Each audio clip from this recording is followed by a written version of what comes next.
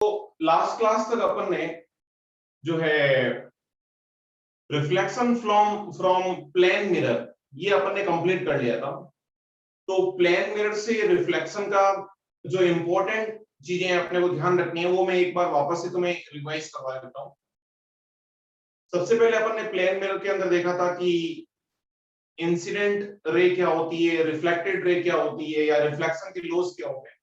तो अपने को पता है कि रिफ्लेक्शन के अंदर एक तो इंसिडेंट रे, एक रिफ्लेक्टेड रे और एक प्लेन मिरर का नॉर्मल, ये तीनों के तीनों सेम प्लेन के अंदर लाई करते हैं। मतलब तीनों का बॉक्स प्रोडक्ट जो होगा वो जीरो होगा। पहली चीज अपने को ये ध्यान रखना, कॉमन सेंस वाली बात है।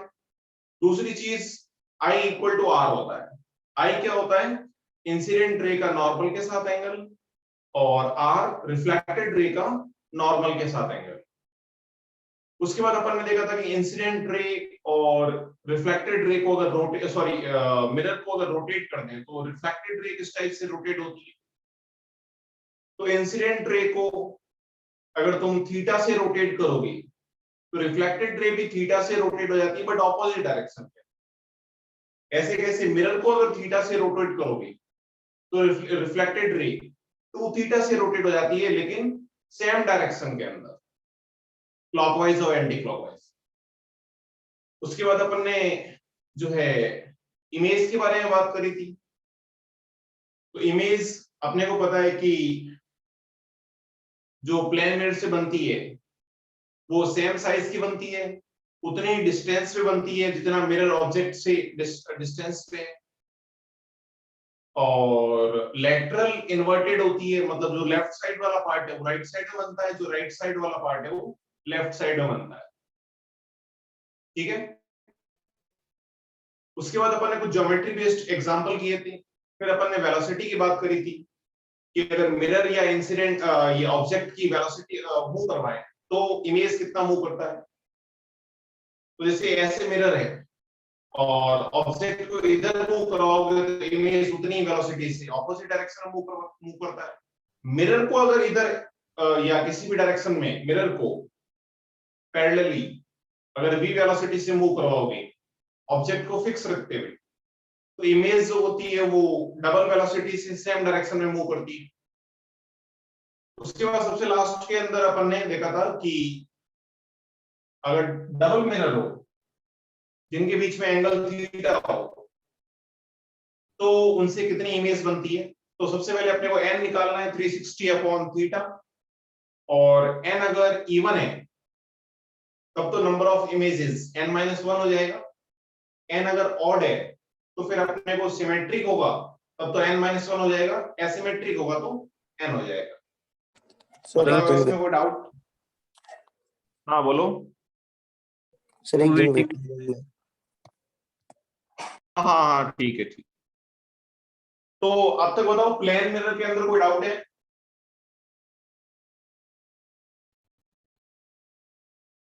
प्लेन मिरर के अंदर कोई डाउट?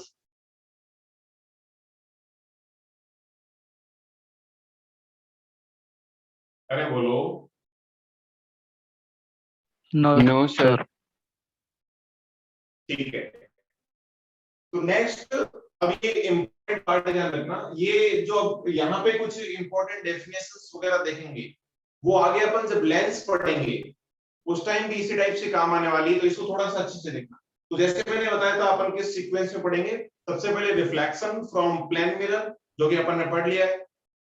उसके बाद रिफ्लेक्शन फ्रॉम कर्व्ड मिरर या स्फेरिकल मिरर जो कि अभी पढ़ेंगे अपन। उसके बाद इसी सीक्वेंस में रिफ्रैक्शन पढ़ेंगे प्लेन मिरर से और कर्व्ड मिरर से, सॉरी हाँ रिफ्रैक्शन फ्रॉम कर्व्ड सरफेस बोल देता हूं, वहां पे मिरर यूज नहीं करेंगे रिफ्रैक्शन के अंदर।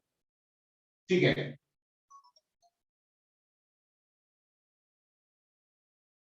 तो ये सारी बातें हो गई। अब नेक्स्ट अपन स्टार्ट करते हैं कि कर्व्ड। सबसे पहले तो अपन देखते हैं कि रिफ्लेक्शन तो बाद में देख लेंगे, पहले अपन देखते हैं कि कर्व्ड मिरर होता क्या है। तो नाम से ही पता चल रहा है कि जो रिफ्लेक्टिंग सरफेस है वो उसका अगर कोई उसमें अगर कोई कर्व होगा, मतलब वो किसी स्फेरिकल का पार्ट हो सकती है तो अगर रिफ्लेक्टिंग सरफेस फ्लैट नहीं होगी, रिफ्लेक्टिंग सरफेस अगर फ्लैट नहीं होगी, एक सेकंड, अभी कुछ लोग ज्वाइन कर रहे हैं।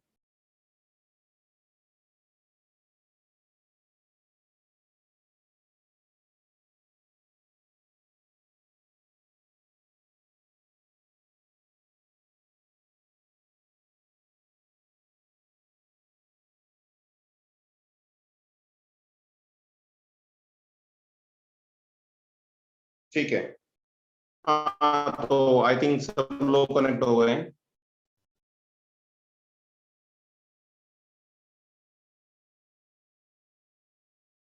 हाँ, तो अपन बात कर रहे थे कि रिफ्लेक्टिंग सरफेस अगर कर्व्ड होगी, फ्लैट नहीं होगी, तो उनको कर्व्ड मिरर बोलेंगे। देखो सिंपल सी बात है, जैसे अपने पास कोई हॉलो स्फीयर है और उस हॉलो स्फीयर का कोई मैंने छोटा सा पार्ट अगर कट करके उसके एक सरफेस पे, अब देखो ऐसे समझना, स्फीयर था, अब हॉलो स्फीयर का मैंने छोटा सा कोई कर्वेचर कट कर दिया, अब उसको मिरर बनाना है। तो मिरर बनाने का मतलब क्या है, किसी भी एक सरफेस पे तुम पॉलिश कर दो, तो जिस तरफ पॉलिश करोगे उसके ऑपोजिट वाली सरफेस जो है वो रिफ्लेक्टिंग सरफेस बन जाएगी। सही है ना?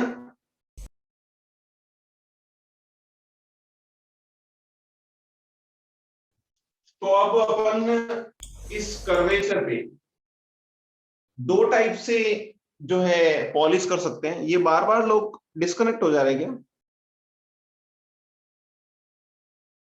तो अपन ये बोल रहे थे कि जो अपने पास कर्वेचर है, उस कर्वेचर पे मैं दोनों तरफ से पॉलिश कर सकता हूं। अगर तुम जैसे आउटर सरफेस पे अगर पॉलिश करोगे तो इस टाइप का अपना मिरर बन जाएगा। इनर सरफेस पे अगर पॉलिश करोगे, ऐसे लिख लेता हूं मैं, इनर सरफेस पॉलिश्ड, और यहां पे क्या है कि आउटर सरफेस, इसको पॉलिश किया है अपन ने, तो आउटर सरफेस को पॉलिश कर सकते हैं एक बार, और एक बार इनर सरफेस को पॉलिश कर सकते हैं। तो इस केस में तो अंदर वाली ये जो सरफेस है ये रिफ्लेक्टिंग सरफेस बन जाएगी, और इस केस में ये जो सरफेस है वो रिफ्लेक्टिंग सरफेस बन जाएगी। तो इन दोनों का नाम सबसे पहले ध्यान रखना है अपने को, नाम अलग अलग होता है। जिसके अंदर आउटर सरफेस पॉलिश्ड होती है उसको अपन कॉनकेव मिरर बोलते हैं। जिसके अंदर रिफ्लेक्टिंग सरफेस कैविटी फॉर्म में होती है। अब देखो है ना, कैविटी तुम कुछ लोग समझते नहीं है, कैविटी तो ऐसे ऐसे समझो कि दोनों के अंदर है, लेकिन अपने काम की सरफेस कौन सी है? Reflecting surface. तो रिफ्लेक्टिंग सरफेस अगर ऐसे अंदर की तरफ है, अंदर की तरफ धसी हुई है, रिफ्लेक्टिंग सरफेस अगर अंदर की तरफ धसी हुई है उसको तो अपन बोलेंगे कॉनकेव। कैविटी है ना वही अंदर की तरफ। और अगर रिफ्लेक्टिंग सरफेस बाहर की तरफ है, ऐसे जो है ऊपर की तरफ उठा हुआ है पार्ट, या बाहर की तरफ सरफेस रिफ्लेक्टिंग है, या अंदर की तरफ पॉलिश कर दिया है, तो इसको बोलेंगे अपन कॉन्वेक्स।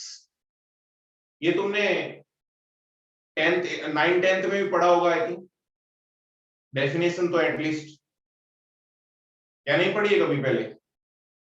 बढ़िया सर। Yes sir.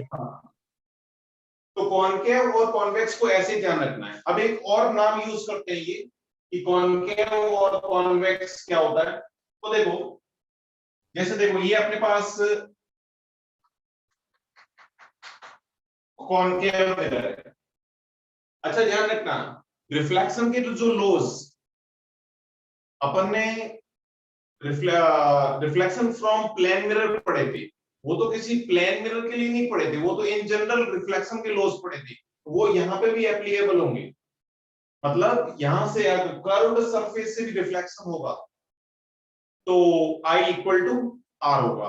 तो सबसे अच्छी बात यह है, तुमको सोच के देखो कि कर्व्ड सरफेस के अंदर जो नॉर्मल बनाएंगे अपन, क्या वो नॉर्मल हमेशा, अपने को पता है कि नॉर्मल हमेशा रेडियस से पास करेगा किसी स्पेरिकल सरफेस के अंदर? बोलो। Yes sir. तो ये चीज ध्यान रखनी है पहली चीज तो, कि कर्व सरफेस का नॉर्मल बनाओगे सरफेस के, तो वो हमेशा इसके सेंटर से पास करेगी। सेंटर का मतलब उस स्पेयर का सेंटर की बात कर रहा हूं, या उस कर्वेचर की सेंटर की बात कर रहा हूं जिससे, जिस स्पेयर का ये मिरर पार्ट है, यानी इस स्पेयर का सेंटर यहां पे होगा, इस स्पेरिकल सरफेस का सेंटर यहां पे होगा, तो इस मिरर का सेंटर भी मैं ये बोलूंगा। तो सेंटर का मतलब पता होना चाहिए कि जिस स्पेयर से बना है ये, जिस स्पेयर का पार्ट है, उसका जो सेंटर होगा उसको अपन सी से डिनोट करेंगे। कैसे कैसे? इसका सेंटर यहां पे हो जाएगा।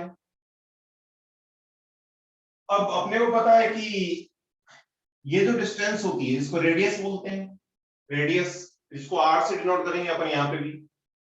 अब देखो, वापस आते हैं कि कॉनकेव मिरर अपने को कभी भी अगर पता करना है तो अपन क्या करते हैं यहां पे, कि पैरेलल रेज इंसिडेंट करवाते हैं, और पैरेलल रेज के साथ ये मिरर किस टाइप से बिहेव करता है उसके बेसिस पे अपन नाम बोलते हैं कन्वर्जिंग या डाइवर्जिंग।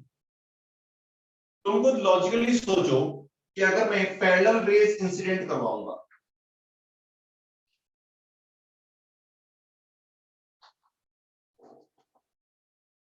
तो सबसे पहले तो मैं क्या करता हूं कि नॉर्मल बना लेता हूं। नॉर्मल कैसे बनाओगे? जो इसके सेंटर से पास करेगा, और नॉर्मल के साथ जो इंसिडेंट रे का एंगल होगा वही जो है वो रिफ्लेक्टेड रे का एंगल होगा। तो ये इस टाइप से जो है पास कर जाएंगे। ऐसे कैसे? पैरेलल रेज यहां पे भी ऐसे पास करेगी। इसका मतलब ये हुआ, क्या मैं ऐसा बोल सकता हूं कि इसकी सरफेस ऐसी होने की वजह से, रिफ्लेक्टिंग सरफेस ऐसी होने की वजह से इस पे जो रेज आएगी उनको ये समेटने का ट्राई करेगा। रिफ्लेक्शन के बाद कन्वर्ज होगी रेज, और अगर रेज को समेट रहा है, रेज को कन्वर्ज कर रहा है, तो मैं क्या इसको कन्वर्जिंग मिरर बोल सकता हूं? अरे बोलो। Yes sir. रिफ्लेक्शन तो करवा सकते हो ना तुम पैरेलल रेज का।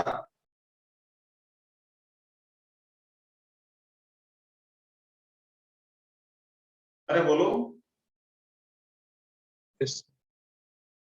रिफ्लेक्शन कैसे करवाना है? कोई भी रेस आ रही है, नॉर्मल बनाओ और इंसिडेंट एंगल और रिफ्लेक्टेड एंगल इक्वल कर दो, और वही बेसिकली रिफ्लेक्शन हो जाएगा। तो ये बेसिकली क्या करेगा, जो भी रेस आएगी उन रेस को कन्वर्ज करेगा,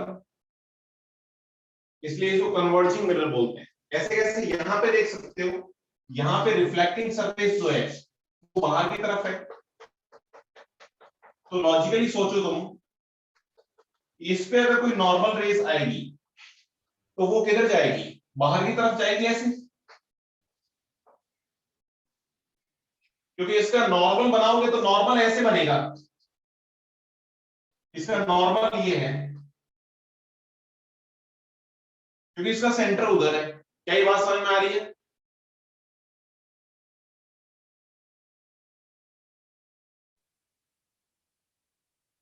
ये इसका नॉर्मल है, और नॉर्मल से जितना इंसिडेंट रे का एंगल होगा उतना ही रिफ्लेक्टेड रे का एंगल होगा। तो रेज क्या इसके अंदर डाइवर्स हो रही है? अरे बोलो। Yes sir.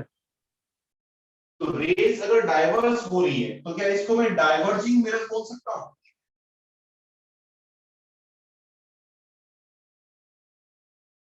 Yes sir. Sir अच्छा, मेरे को लॉजिकली सोच के बताओ। अच्छा, तुमने देखा होगा कि जो अपने पास कार वगैरह में जो यूज करते हैं साइड मिरर, जो इसको बोलते हैं, तो साइड मिरर जो होता है वो कॉनकेव होता है या कॉन्वेक्स होता है? कॉनकेव होता है। कॉनकेव होता कौन है। सा होता है? Convex. concave, concave,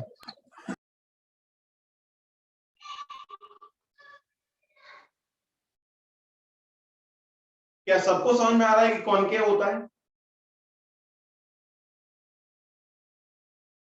yes sir, अरे वैसे तो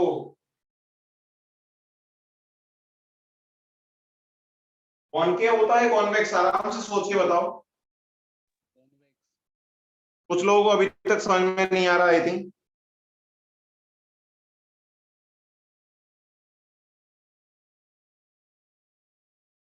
अरे बोलो। concave होता है सर।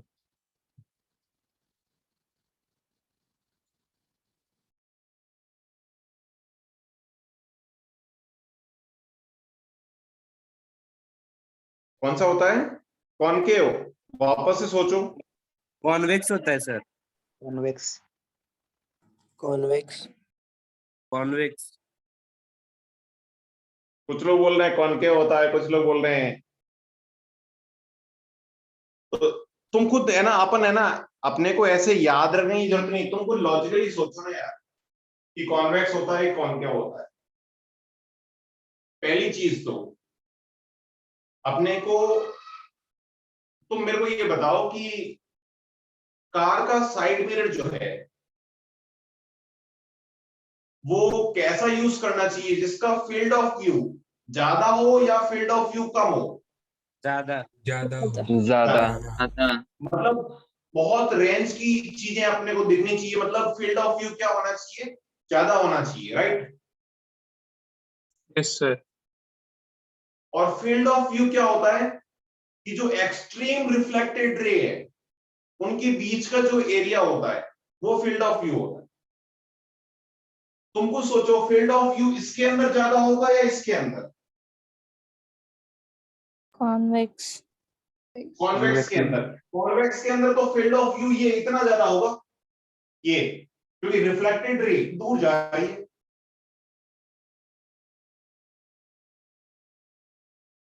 लेकिन कॉनकेव के अंदर तो जो है वो फील्ड ऑफ व्यू बहुत कम होगा।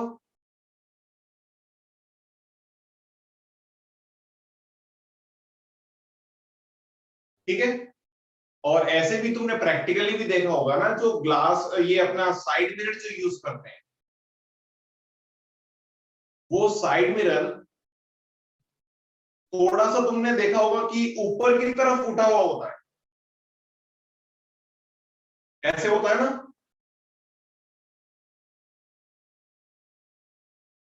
अरे कार का Yes, जो sir. साइड मिरर होता है वो थोड़ा Yes, sir. फ्लैट थोड़ी होता है। क्या कार का साइड मिरर फ्लैट होता है क्या? नहीं सर, तो थोड़ा सा ऊपर की तरफ उठा हुआ होता है, यानी रिफ्लेक्टिंग सरफेस ऊपर की तरफ उठी हुई है। तो रिफ्लेक्टिंग सरफेस तो इसके अंदर ऊपर की तरफ उठी हुई है, इसके अंदर तो रिफ्लेक्टिंग सरफेस जो है अंदर की तरफ धसी हुई है। तो क्या कार का मिरर जो है अंदर की तरफ धसा हुआ होता है? नहीं होता है। तो अगर कोई डेली लाइफ में अगर अपने से पूछ ले तो अपने को पता होना चाहिए कि जो कॉन्वेक्स मिरर होता है used in side mirror of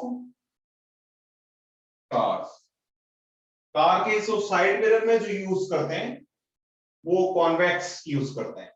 अच्छा मेरे को ये बताओ फिर, कार के हेडलैम्प के अंदर कौन सा मिरर यूज करते हैं? कॉनकेव। concave, concave. concave, हाँ, वहां पे कॉनकेव यूज करते हैं। ठीक है ना, क्योंकि अपने को लाइट जो है वो कन्वर्ज करनी होती है, लाइट जो है वो कन्वर्ज करनी होती है, एक जगह ज्यादा बीम लगाना होता है। बीम करने का, अगर अपने को बीम लगानी है, अब होता है ना कि बीमर बीमर ऑन कर दिया, बीमर ऑन करने का मतलब लाइट को कन्वर्ज कर दिया। तो एक जगह पे फोकस ज्यादा रहेगा, लाइट ज्यादा डाइवर्स नहीं होगी, और डाइवर्स नहीं होगी तो ज्यादा इंटेंसिटी की जो है वो लाइट दिखेगी अपने को, तो फोकस कर पाएंगे अपन आराम से, जो है साइड को अच्छे से देख सकते हैं। क्या ये बात समझ में आ रही है?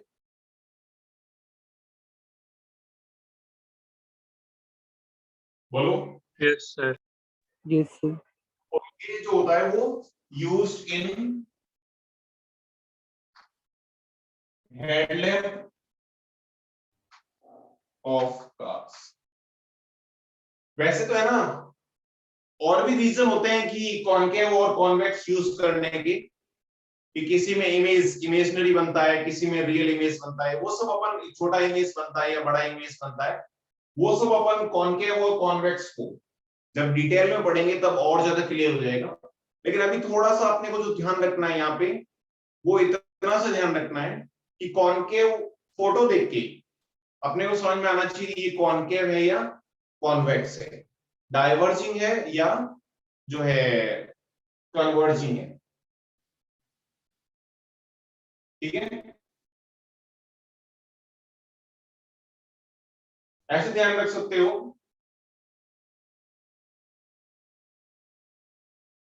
कि कॉनकेव के अंदर, केव का मतलब कैविटी, ऐसे ध्यान रखो, केव का मतलब कैविटी। तो कैविटी, वैसे तो दोनों के अंदर, कैविटी का मतलब अंदर धसा हुआ पार्ट, अंदर धसा हुआ पार्ट दोनों का है। लेकिन अपने, तुमको सोचो पूरी चैप्टर के अंदर अपना, अपने कौन से पार्ट से ज्यादा मतलब है, जिधर पॉलिश करी हुई है उधर, या जो रिफ्लेक्टिंग सरफेस है उधर। Reflecting. रिफ्लेक्टेड। तो जो रिफ्लेक्टिंग सरफेस होती है वो कैविटी होती है, ध्यान रखना, कैविटी फॉर्म में होती है। रिफ्लेक्टिंग सरफेस अगर कैविटी फॉर्म में है तब तो अपना कौन सा मिरर होगा, कॉनकेव, और दूसरा ऑटोमेटिकली कॉन्वेक्स याद रह जाएगा। तो ये अपने को ध्यान रखना है। क्या कॉनकेव और कॉन्वेक्स को पहचान लोगे आराम से? Yes, sir. Yes, sir. Yes, sir. अब आगे बढ़ने से पहले यहाँ पे कुछ बेसिक टर्मिनोलॉजी है, उसको समझते हैं अपन। क्या टर्मिनोलॉजी है समझते हैं। सबसे पहले तो जिस स्फेरिकल हॉलोस्फीयर का ये मिरर पार्ट है, उसका जो सेंटर है वो इस कर्वेचर का सेंटर भी बोलूंगा। सी का मतलब सेंटर ऑफ कर्वेचर।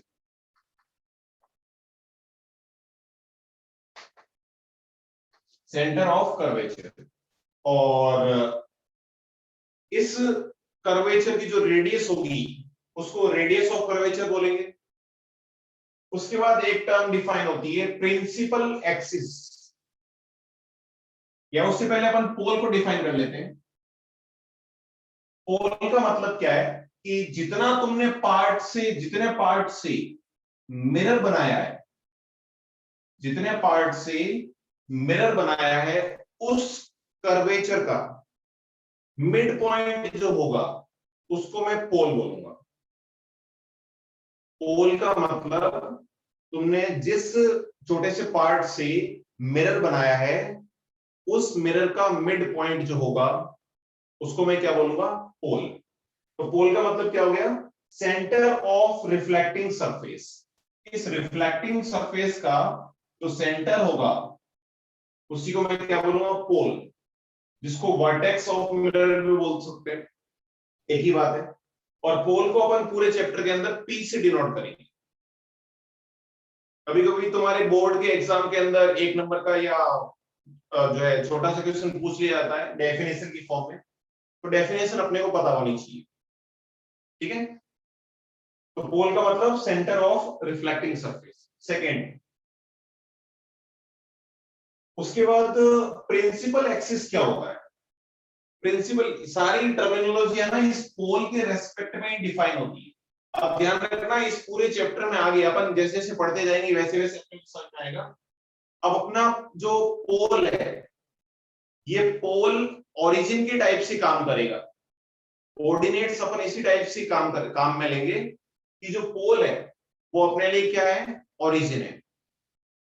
पोल के एक तरफ अगर तुम प्लस एक्स लोगे तो एक तरफ माइनस एक्स होगा। पोल के ऊपर अगर तुम प्लस वाई लोगे तो नीचे माइनस वाई होगा। इस टाइप से अपन जो है वो पोल को ओरिजिन मानेंगे। तो पोल से पास करते हुए जो इस कर्वेचर के सेंटर से भी पास कर रही है, यानी इस स्फेरिकल सरफेस के सेंटर से भी पास कर रही है, अगर मैं एक्सिस बनाऊं, उस एक्सिस को अपन क्या बोलते हैं, प्रिंसिपल एक्सिस। प्रिंसिपल एक्सिस का मतलब क्या हो गया? The straight line joining the pole and centre of curvature. तो ऑब्वियसली बात है, अगर सेंटर से पास कर रही है कोई लाइन तो डेफिनेटली क्या ये पोल के परपेंडिकुलर होगी, इस रिफ्लेक्टिंग सरफेस के या इस मिरर के परपेंडिकुलर होगी। Yes, sir. तो ध्यान रखना, ये प्रिंसिपल एक्सिस है और ये पोल है। पोल का मतलब ध्यान रखना, आगे से ये ओरिजिन है अपने लिए। तो ये अगर ओरिजिन है तो ये अपने प्रिंसिपल एक्सिस को तुम क्या मान सकते हो? X axis. ये अपने लिए एक्स एक्सिस है। प्रिंसिपल एक्सिस बोलो चाहे एक्स एक्सिस बोलो। तो ऐसे में पोल से पास करती हूँ वाई एक्सिस भी बना सकता हूं और सारे कोऑर्डिनेट्स प्लस और माइनस की फॉर्म में लिख सकता हूं। क्या ये बात समझ में आ रही है? Yes, sir. ठीक है। उसके बाद होता है फोकस। तो फोकस हो सकता है अभी अपने को इतना ज्यादा क्लियरली समझ में नहीं आए, लेकिन अपन जैसे जैसे आगे बढ़ते जाएंगे तब और ज्यादा क्लियर हो जाएगा। लेकिन थोड़ा बहुत समझ सकते हो तुम। फोकस जिसको अपन कैपिटल एफ से डिनोट करेंगे। फोकस का मतलब क्या होता है? Point of the principal axis at which the parallel rays meet और appear to meet.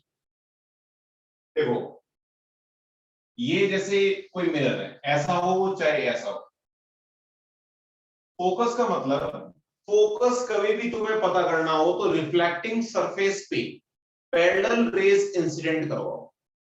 Parallel raise incident करवाने पे रिफ्लेक्शन के बाद जहां पे वो रेज मिलेगी, जहां पे रेज मिलेगी मतलब जहां पे इमेज बनेगा, पैरेलल रेज का जहां पे इमेज बनेगा, तो पैरेलल रेज जहां पे मिलेगी या मिलती हुई अपीयर होगी, उस पॉइंट को मैं फोकस बोलूंगा। जैसे देखो, जैसे इसके अंदर पैरेलल रेज इंसिडेंट करवाई तो एक्चुअली में यहाँ पे पैरेलल रेज मिलती हुई मिल रही है, तो यहाँ पे एक्चुअली मिल रही है मतलब ये क्या हो गया? फोकस हो गया। लेकिन कॉन्वेक्स के अंदर क्या होगा? पैरेलल रेज इंसिडेंट करवाओगे तो ऐसे रिफ्लेक्ट हो जाएगी, तो क्या पैरेलल रेज कभी भी मिलेगी? नहीं, no, sir. नहीं। लेकिन मिलती हुई अपीयर होगी, और जहां पे मिलती हुई अपीयर होगी उसी पॉइंट को मैं क्या बोल दूंगा? फोकस। तो कॉन्वेक्स के अंदर तो अपीयर टू मीट होगी, मतलब मिलती हुई अपीयर होगी, और कॉनकेव के अंदर एक्चुअली मिलेगी। तो एक चीज तो आगे वैसे अपन पढ़ेंगे, लेकिन अभी से मेरे क्लियर हो गई कि अगर कोई इनफाइनाइट पे इमेज ऑब्जेक्ट है, इनफाइनाइट में मतलब बहुत दूर, तो इनफाइनाइट पे ऑब्जेक्ट है तो वहां से ऑब्जेक्ट से जो इंसिडेंट रेज आएगी वो पैरेलल आएगी, और पैरेलल आएगी तो जहां पे रिफ्लेक्टेड रेज मिलती है उसको अपन इमेज बोलते हैं। तो तुमको सोच के बताओ, इनफाइनाइट वाले ऑब्जेक्ट का इमेज किसके अंदर रियल बनेगा और किसके अंदर जो है वर्चुअल या इमेजिनरी बनेगा? कॉनकेव के अंदर रियल। कॉनकेव के अंदर रियल बनेगा। देखो है ना, सिंपल से ध्यान रखो, मिरर के आगे जो भी चीज है वो रियल है। मिरर के आगे जो भी चीज है वो रियल है। मिरर के पीछे जो भी चीज है वो सब वर्चुअल है, इमेजिनरी है। तो अभी अपन आगे बढ़ेंगे, बट मैं थोड़ा सा अभी से बता देता हूं कि कॉनकेव के अंदर तो फोकस जो होता है वो रियल होता है, लेकिन कॉन्वेक्स के अंदर फोकस जो होता है वो इमेजिनरी होता है, या इसकी पैरेलल रेज की जो इमेज बनेगी वो भी इमेजिनरी या वर्चुअल होगी। ठीक है। तो उसके बाद फोकल लेंथ एक और इंपॉर्टेंट पॉइंट है। फोकल लेंथ का मतलब distance between pole and the principal focus. तो जहां पे तुमने फोकस बनाया है, तो पोल तो अपने को पहले से पता है क्या है, और फोकस अपने को पहले से पता है क्या है।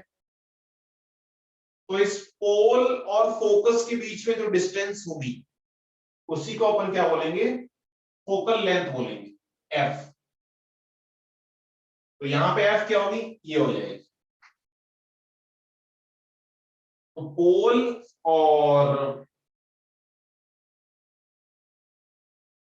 फोकस के बीच में जो डिस्टेंस होगी उसको अपन फोकल लेंथ, जिसको स्मॉल एफ से डिनोट करेंगे। क्या ये बात समझ में आ रही है?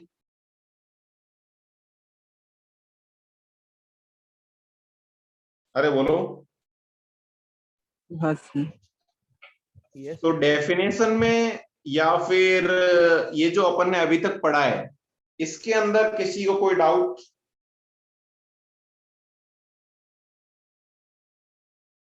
No, sir. No, sir. कोई डाउट नहीं किसी को, राइट?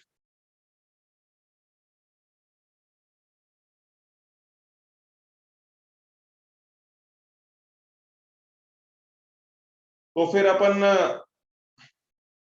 आगे बढ़े या नोट कर रहे हो? नोट तो बाद में वीडियो देख के कर लेना, या मैं फोटो भेजूं क्या? फोटो भेज दो सर। तो देखो, वर्चुअल और इमेजिनरी, इसमें किसी को कोई डाउट नहीं होना चाहिए। सॉरी, वर्चुअल और रियल। अपने को पता है कि मिरर के आगे जो भी चीज होगी वो रियल है, मिरर के पीछे जो भी है वो वर्चुअल है अपने लिए। तो देखो, जैसे अब मैं फोकस को थोड़ा सा वापस से बता देता हूं। जैसे ये अपने पास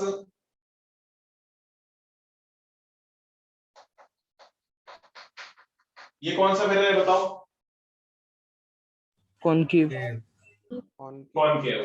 रिफ्लेक्टिंग सरफेस कैविटी फॉर्म में मतलब कॉनकेव। ये बना ली मैंने प्रिंसिपल एक्सिस। तो प्रिंसिपल एक्सिस जहां पे इस मिरर को कट करेगी वो पोल है। इस कर्वेचर का जहां पे सेंटर होगा वो सेंटर हो गया। ये सेंटर और पोल के बीच में डिस्टेंस जो है वो रेडियस है। अब मैंने पैरेलल रेस इंसिडेंट करवाए।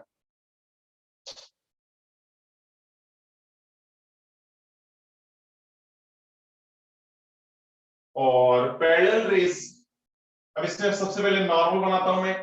तो नॉर्मल का मतलब जो इसके सेंटर से पास करेगा,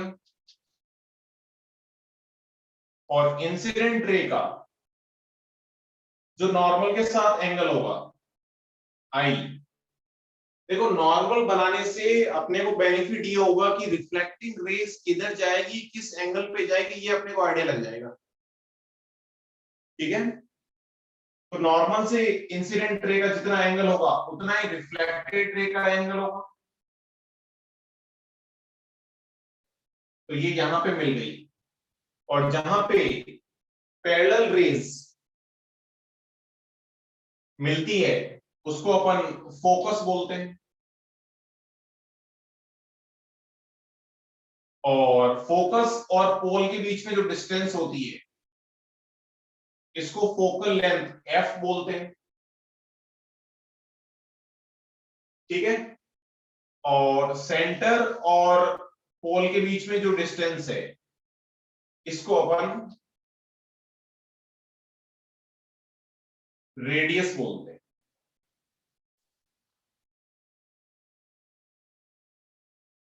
अच्छा, एक बात बताओ, क्या मैं ऐसा बोल सकता हूं कि फोकस इन कॉनकेव मिरर और फोकस इन कॉन्वेक्स मिरर, क्या कॉनकेव मिरर के अंदर जो फोकस होगा वो रियल होगा? Is real. Yes. और कॉन्वेक्स के अंदर, जैसे अभी मैंने बताया था, जो फोकस होगा क्या वो इमेजिनरी या वर्चुअल होगा? Yes, sir. इसमें कोई डाउट किसी को? नहीं सर। कोई डाउट नहीं किसी को? No, sir. ठीक है। अब अपन क्या करना चाह रहे हैं कि, अच्छा, सबको बोर्ड विजिबल है ना? Yes, sir. Yes, sir. हाँ, sir. Yes, sir. ठीक है।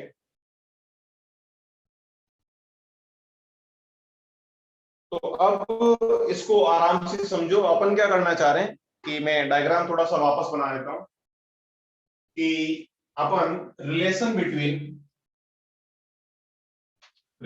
Between F and R F का मतलब जो फोकल लेंथ है, फोकल लेंथ कौन सी है, जो फोकस और पोल के बीच में है, और रेडियस का मतलब जो सेंटर से पोल के बीच में डिस्टेंस है। इन दोनों के अंदर रिलेशन क्या होगा, इसको निकालते हैं। ठीक है, तो मैं डायग्राम थोड़ा सा क्लियरिटी के लिए वापस बना देता हूं।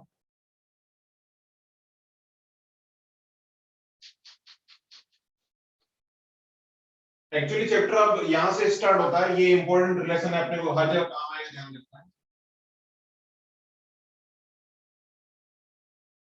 तो वही मैंने पैरेलल रेस इंसिडेंट करवाई,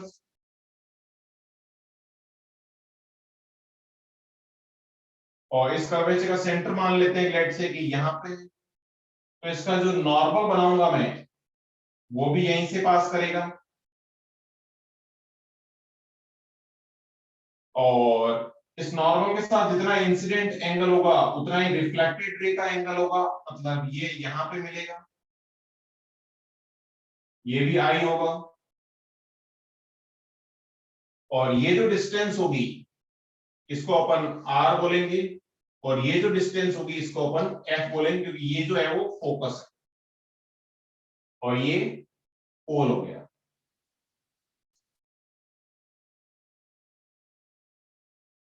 अब मैं क्या कर रहा हूं, ढंग से समझना, देखो थोड़ी सी ज्योमेट्री है। तो सी एफ पी ये 3 पॉइंट्स हो गए, इसको मैं कुछ जी पॉइंट बोल लेता हूं। अब मैं इस फोकस से ये जो नॉर्मल है इस पे एक और नॉर्मल गिराता हूं यहां से, सिंपल ज्योमेट्री है बस, और कुछ नहीं है। तो ढंग से देखो कि सी जी, देखो एक एक लेंथ की बात करता हूं मैं। सबसे पहले मेरे को बताओ सी जी लेंथ कितनी है, सी जी क्या ये रेडियस के इक्वल है, यस हाँ और यही क्या सीपी है, दोनों रेडियस ही है, सीपी। यस सर अब है ना, तुम इसको मैं जी बोल लेता हूं और एक इसको मैं एच बोल लेता हूं, जहां पे अपन ने नॉर्मल गिराया है इस नॉर्मल में। अब तुम है ना इन दोनों ट्रायंगल्स को देखो, ये जो ट्रायंगल्स बने हुए हैं अपने पास, सबसे पहले तो मेरे को बताओ कि ये एंगल कितना होगा, आई आई बोलूं या आर बोलूं, एक ही बात है। अरे ऐसे समझो, ये जेड बन रहा है ना, तो ये एंगल आई है, तो ये एंगल भी कितना होगा, आई ही होगा। तो देखो इस ट्रायंगल के अंदर एक एंगल आई है, एक एंगल 90 है, और ये एंगल अल्फा बोल लेता हूं मैं। तो इस ट्रायंगल के अंदर भी एक एंगल 90 है, एक एंगल आई है, तो ये भी कितना होगा, अल्फा ही होगा।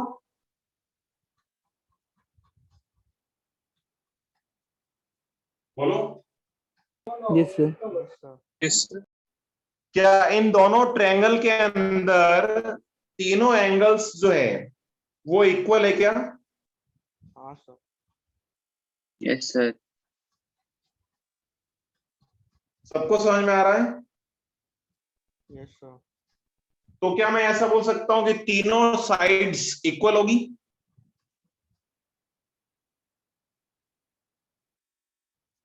हाँ तीनों एंगल अगर इक्वल है तीनों साइड्स इक्वल होगी। तो अगर सी जी, ये दोनों साइड्स इक्वल है, सी जी कितना है, आर के इक्वल, तो मेरे को बताओ सी एच कितना होगा, सी एच R/2 R/2 हो गया क्या, Yes, sir. तो अब तो अपना काम आसान हो गया। अब तुम इस ट्रायंगल देखो, फ्रॉम ये जो राइट एंगल ट्रायंगल है C F H, C F H, इस ट्रायंगल की बात कर रहा हूं मैं, जो राइट एंगल ट्रायंगल है, इसके अंदर जो है एक साइड तो जो है ये राइट एंगल कहां पे है, एच पे है, तो ये एच बना लिया मैंने। और ये लेट से कि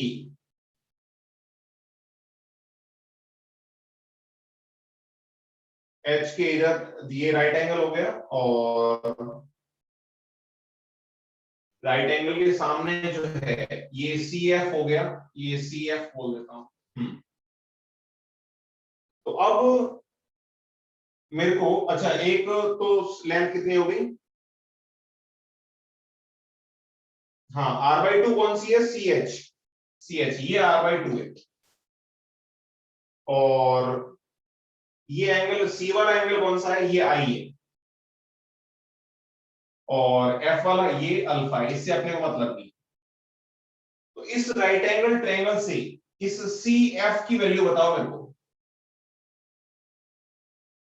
सी एफ की वैल्यू कितनी होगी, R/2 cos I. आराम से सोच के बताओ क्या होगी।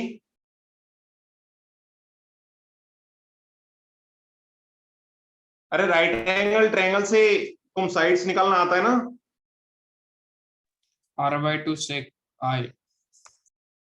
हाँ तो ये हो जाएगी r/2, ऐसे बोल दो r/2 sec cos i हो जाएगी, तो sec i लिख सकता हूं, r/2 sec i। क्या ये बात समझ में आई सबको, आराम से सोच लो, सिंपल ज्योमेट्री है, कुछ बड़ा यहाँ पे ट्रिक नहीं लगाई मैंने। बताओ ये समझ में आ रहा है कि नहीं आ रहा। Yes, sir. Yes, sir. तो फिर अगर सी एफ आ गई तो टोटल लेंथ तो सीपी है,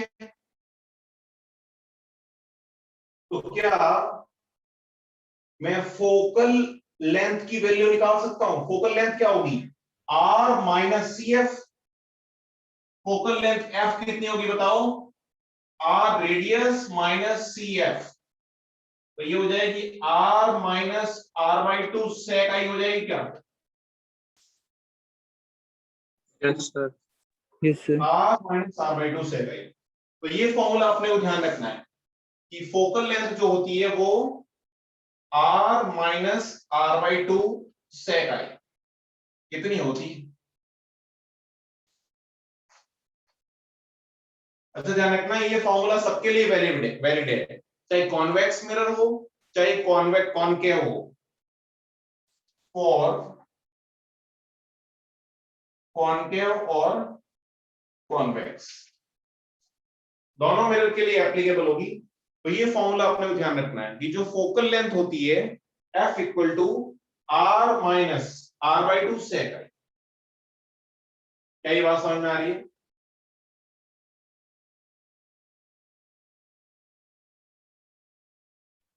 Yes, sir. यहां तक किसी को कोई डाउट,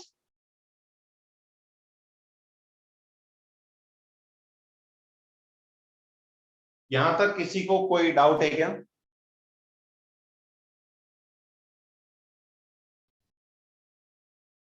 आराम से सोच के बताओ मेरे को, यहां तक किसी को कोई डाउट। No, sir.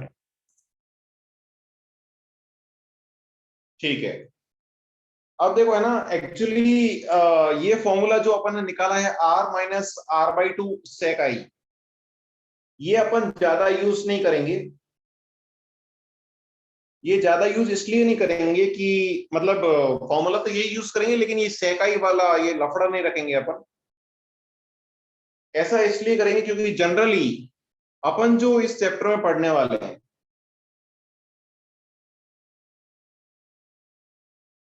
चलो अपन इसको पहले डेफिनेशन लिख लेते हैं, उसके बाद समझते हैं। मैं इसको रफ कर रहा हूं, पहले अपन एक और छोटा सा टॉपिक पढ़ लेते हैं कि पैराएक्सियल रेस और मार्जिनल रेस क्या होती है। पैराएक्सियल रेस और मार्जिनल रेस,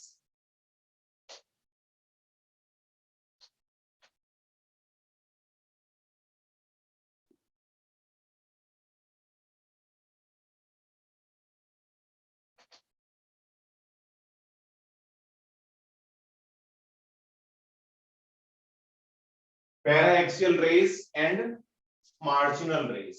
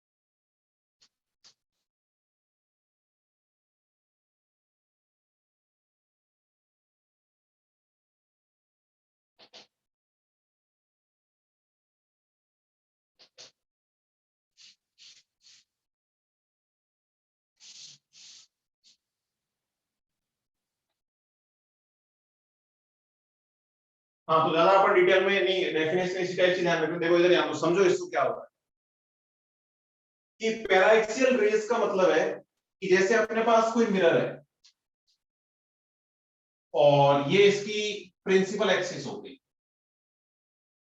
पैराएक्सियल रेज का मतलब कि जैसे ये कोई मिरर है और ये प्रिंसिपल एक्सिस हो गई, तो जो रेस आ रही है वो रेस, ध्यान रखना कि इस प्रिंसिपल एक्सिस की बहुत नजदीक आ रही है। प्रिंसिपल एक्सिस से डिस्टेंस बहुत कम है, बहुत नजदीक नजदीक आ रही है।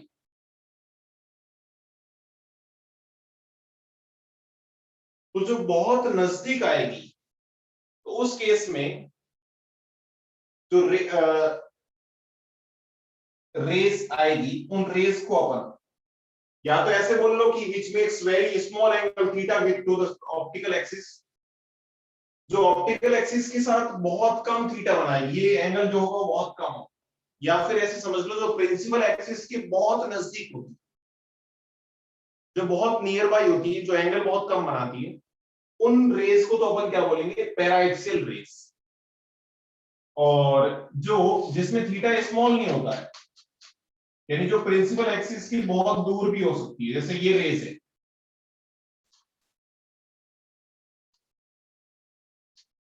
तो ऐसी रेस को अपन मार्जिनल रेस बोलते हैं। अभी अपन ने इन्हीं के लिए फॉर्मूला डेराइव किया था, तो इनके लिए तो फोकल लेंथ। वैसे अपने ये मार्जिनल और पैराएक्सियल वर्ड ध्यान रखना, इस चैप्टर में ये यहाँ पे एक जगह ही यूज होगा, इसके बाद डायरेक्टली अपने को ध्यान रखना है। अपन ने फॉर्मूला मार्जिनल रेस के लिए, जो दूर रेस है उसके लिए निकाला था, F equal to R minus R/2 sec I।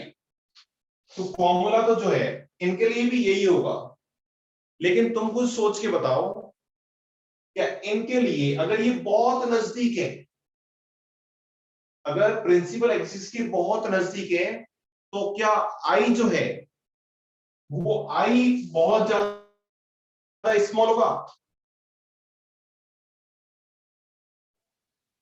सोच के बताओ। Yes, sir.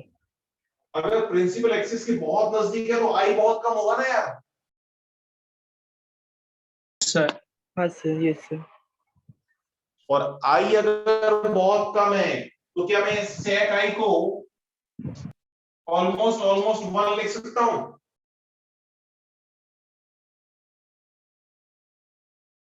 Yes, अरे sir. जब थीटा स्मॉल होता है तब cos थीटा को 1 लिखते हैं ना, Yes, sir.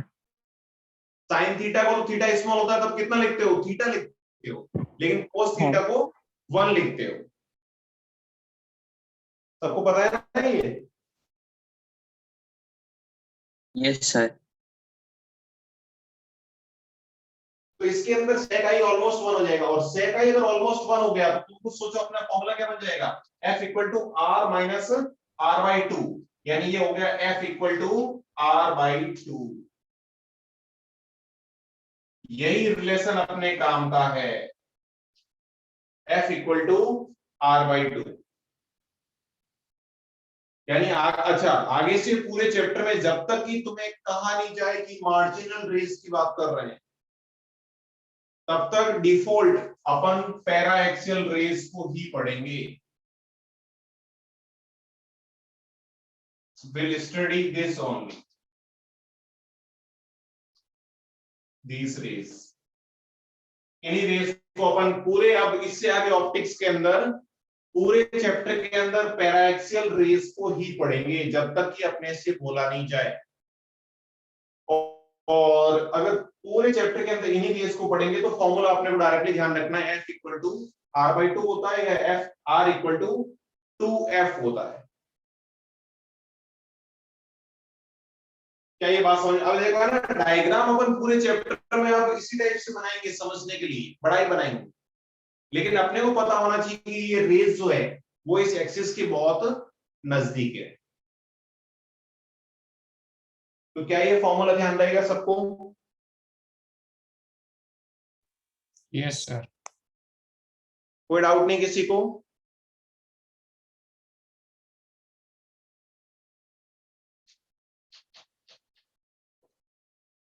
अरे कोई डाउट नहीं है किसी को? नहीं सर। ठीक है, तो अभी तक है ना, वापस से मैं बता देता हूं, अभी तक अपन ने जो कर्व्ड सरफेस से रिफ्लेक्शन है उसके अंदर सिर्फ इतना ही पढ़ा है, कुछ कॉन्वेक्स मिरर क्या होता है, कॉनकेव मिरर क्या होता है। लेकिन आज का लेक्चर बहुत ज्यादा इंपॉर्टेंट है, क्योंकि ये बेसिक टर्मिनोलॉजी, ये सारी चीजें, बेसिक चीजें नहीं आएगी तो फिर चैप्टर में आगे बढ़ना थोड़ा सा मुश्किल होगा। तो कॉनकेव मिरर क्या होता है, कॉन्वेक्स मिरर क्या होता है, पैरेलल रेज कैसे रिफ्लेक्ट होती है, और पैरेलल रेज जहां पे मिलती है उसको फोकस बोलते हैं। जो जिस स्फेरिकल हॉलो स्फीयर का वो पार्ट है अपना मिरर, उस मिरर का जो सेंटर होगा उसको पोल बोलते हैं, और सेंटर और पोल के बीच में जो डिस्टेंस होती है उसको रेडियस बोलते हैं, और फोकस और पोल के बीच में जो डिस्टेंस होती है उसको फोकल लेंथ बोलते हैं। और फोकस किसमें वर्चुअल होता है, किसमें रियल होता है, या फोकल लेंथ और रेडियस के अंदर रिलेशन क्या होता है, F equal to R minus R/2 sec I। और अगर पैराएक्सियल रेस है तो F इक्वल टू R/2 हो जाएगा, यानी R इक्वल टू 2F हो जाएगा। ये अपन ने आज के लेक्चर के अंदर इतना ही पढ़ा है। बताओ इसमें कोई डाउट किसी को? No sir. ठीक है, तो अपन बाकी नेक्स्ट क्लास में पढ़ते हैं। नहीं नहीं नहीं